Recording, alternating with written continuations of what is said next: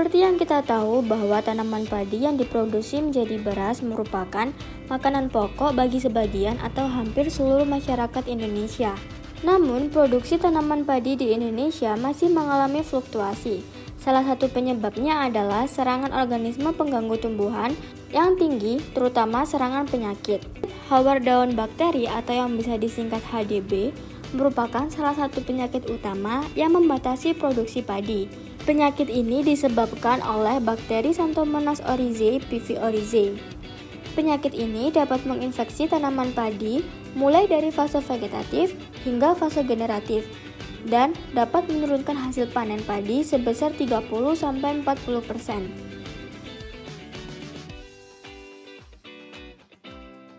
Mekanisme serangan penyakit hawar daun bakteri menginfeksi bagian daun tanaman padi melalui luka daun atau lubang alami atau stomata, lalu merusak klorofil daun sehingga kemampuan tanaman untuk berfotosintesis menurun. Jika menyerang tanaman muda akan mengakibatkan layu dan mati, sedangkan pada saat fase generatif menyebabkan kurang sempurnanya pengisian gaba.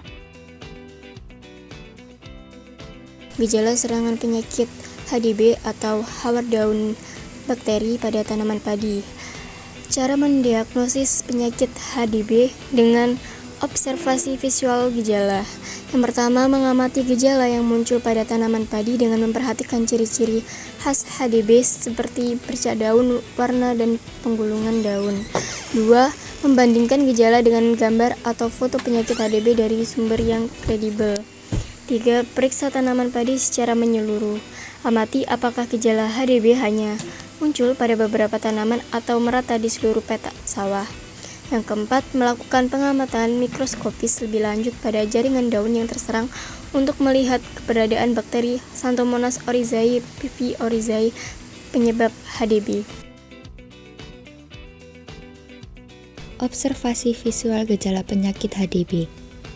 Observasi visual gejala penyakit HDB padi dilakukan di lahan sawah berlokasi di Sedati, Sidoarjo. Di bawah samping kiri, terdapat sebuah hasil gambar yang kita dapatkan pada saat melakukan observasi di lahan, yang dimana di gambar tersebut terdapat gejala HDB hanya muncul di beberapa tanaman dan belum merata di seluruh petak sawah. Juga terdapat bercak meluas di sepanjang kedua tepi helai daun berwarna kuning pucat keabu-abuan dengan tulang tengah daun masih utuh. Terdapat bercak berkembang ke ujung dan pangkal daun sehingga seluruh tepi daun mengeriting keriput. Berikut video dokumentasi yang kami dapatkan saat melakukan survei lahan. Di video tersebut merupakan helaian daun padi yang terserang penyakit HDB, yaitu terdapat bercak hawar di sepanjang helaian daun tersebut.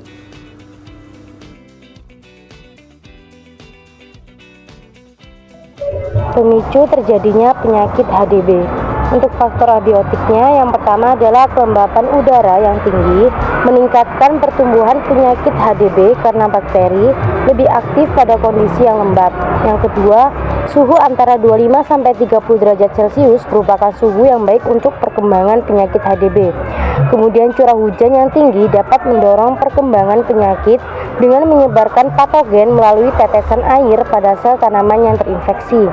Kemudian, angin kencang dapat menyebarkan bakteri dari satu tanaman ke tanaman lainnya. Untuk faktor abiotik, yang pertama, bakteri Show dapat ditemukan di tanah, air, dan udara, serta dapat menyebar melalui air, udara, atau kontak langsung.